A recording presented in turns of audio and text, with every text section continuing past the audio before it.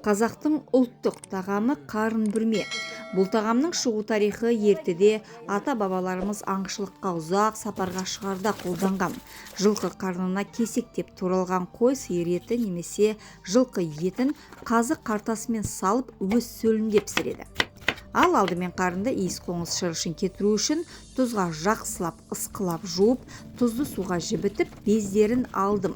Етті кесектеп турап, қалауыңызша сәбіз, пияз, картобын салып, дәміне қарай қара бұрышпен бұрыштап, тұзбен тұздап, дұрыстап араластырдым. Сүйегі бар етті, қазы, тары қартамды ет картобымен қоса қарынға салдым. Қарынға саларда қазыны тесіп салдым. Қарынның екі жағын жіппен тігіп, немесе буып қойдым. Баппен көбігін алып 3 сағаттай қайнаттым.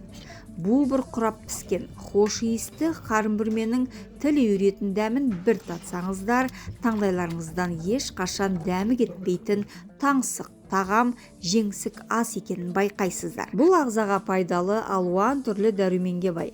Аса нәрлі де құнарлы келетін бүрме асы осы. Өте дәру де зәру деликатес тағам.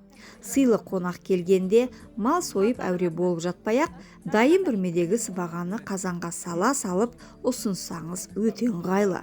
Ал астарыңыз дәмді болсын ағайын.